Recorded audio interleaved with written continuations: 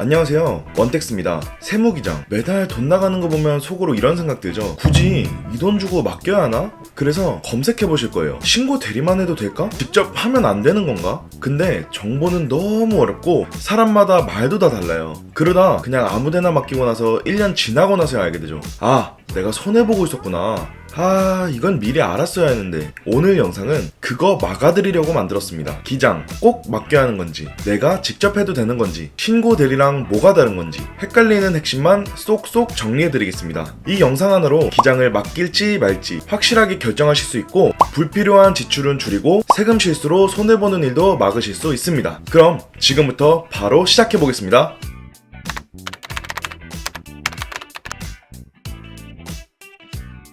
자, 그럼 먼저 세무기장이 뭔지부터 짚고 넘어가 보겠습니다. 단어만 들으면 뭔가 어려워 보이잖아요. 근데 알고 보면 이거 생각보다 단순합니다. 사업을 하면 돈이 들어오고 나가는 게 계속 생기잖아요. 매출, 지출, 비용 같은 것들이요. 이걸 정리해서 장부를 만들고 그걸 기준으로 세금 신고까지 해주는 게 바로 세무기장입니다. 예를 들어 점심 장사를 하는 사장님이라면 카드 매출, 현금 영수증, 재료비 지출 등 하루에만도 자료가 엄청 많잖아요. 그걸 매달 정리해서 신고하는 거예요. 이걸 전문적으로 도와주는 게 바로 기장입니다. 그러면 이렇게 물어보시겠죠. 세무기장을 맡기면 뭐가 어떻게 돌아가는 건데? 내가 매달 돈을 내면 뭘 해주는 건데? 보통은요, 홈택스에서 조회되는 카드 매출, 현금 영수증, 세금 계산서, 사장님이 전달한 간이 지출 영수증 같은 자료를 회계사무소나 세무사 사무실에서 정리해요. 이걸 토대로 장부를 만들고 부가세 신고, 종합소득세 신고까지 쭉 연결되게 되는 거죠. 근데 여기서 끝이 아니에요. 잘해주는 데는 이건 비용 처리가 가능하니까 세금 줄일 수 있겠는데요?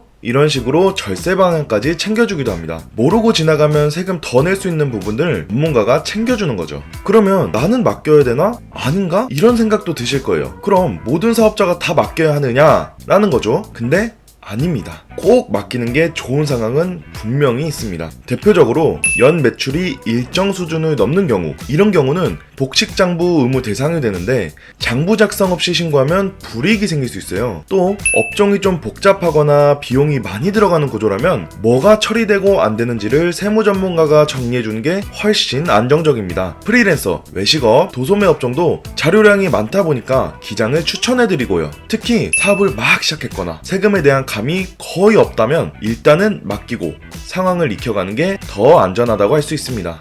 여기서 한 가지 헷갈리는 개념이 있는데요. 바로 신고대리랑 세무기장입니다. 기장은 비싸서 그냥 신고만 해달라고 하면 안 되나? 이런 생각하시는 분들 분명히 계실 겁니다. 사장님들이 원택스에도 많이 물어보시는 내용이에요. 신고대리는 말 그대로 부가세와 종합소득세의 신고 시즌에만 업무를 대행해주는 겁니다. 사장님이 정리한 걸 가지고 신고만 해주는 거예요.